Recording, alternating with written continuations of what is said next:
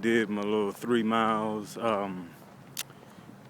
jogging, walking combination. It was like here and there. I did, um, like 20 seconds of running, little 30 seconds of backwards walking. Like for some reason, my legs felt too tired to do the little crab walking and stuff like that, like I did yesterday. Um, Cause yeah, yesterday, like I guess after I recorded the video, I did crab walking, backwards walking, and all that stuff. So I just alternated between jogging backwards, running forwards, walking backwards, walking forwards, or whatever. And I just decided I was gonna keep it up for 40 minutes. It'd be kind of like I'm guessing the whole thing about interval training is supposed to be kind of like a hack. Keeping your heart rate up or whatever. You burn more calories over an extended period of time. Kind of like playing a 40-minute basketball game and you get to rest on a bench, here and there. But anyway, uh, yeah, I did like 3 miles or whatever for that 40 minutes. But yeah, there was like, an old white couple, usually, they're like a little adorable white couples or whatever, and I'll, wave and smile or whatever when they had their dogs or whatever. But these fools had a little tiny dog, and that's one thing is little tiny dogs are aggressive. And the little tiny dog didn't run up on me, but the thing is, the little tiny dog started the pit bull. They had a pit bull off the chain now, so the little tiny dog act like it want to circle around me. It's like the little pack leader or what have you. Um, so, they call themselves, not getting a dog. They saw the dog running up on me. They ran up on me quickly.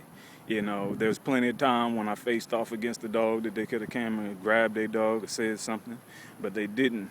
They let the pit bull run up on me and get in my space. So when it got in my space, I was like, we got to face off. I ain't finna be doing all that backing down stuff, and acting scared, waiting for the owners to, get there. So I face off against the dog. So the dog, like, he challenging me. So he act like he want to get even closer. So I'm like, oh, is this going to be the first time I had to clock somebody's dog? Because I know good and well the first thing I was going to do is, clock him. And then I was going to start choking the mess out of him. You know what I'm saying? Grab him by the scruff of his neck or something like that. Because I ain't finna be letting nobody's dog bite me or anything of that nature.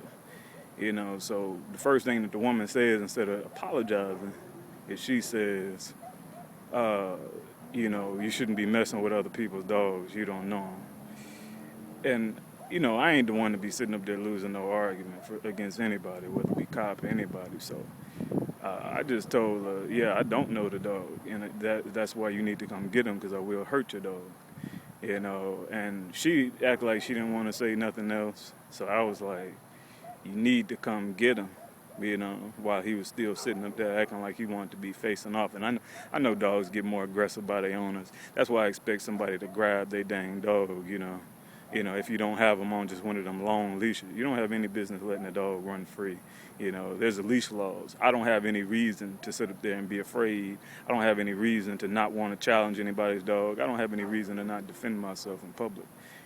So, it's me that has the right to be there. The dog needs to be on a leash, or at least he needs to be contained, So if you got to come grab your dog and smack him over the nose or something like that, that's what you need to do, because you can't be having people be afraid to be around other people's dogs, in a public place when there's already laws that's been designed to keep stuff like that from happening, because people don't know their own dogs, which is what I told her as well. I was like, you don't know your own dog.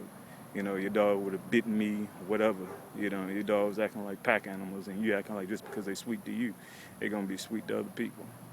But anyway, like I said, I got pretty close, but, it goes on. I guess that's Bruce Lee's number 4, self-defense. Always, sit up there and act like you tough, loud, whatever, make some noise. Because that's the first thing I was thinking of when he was acting like he was going to bite me, because I almost recoiled too much and let him think that he got me, almost, because I could tell that he was going to seize me if I hadn't came back, because all I did was haul back a little bit because I was going to get ready for the swing if he came close.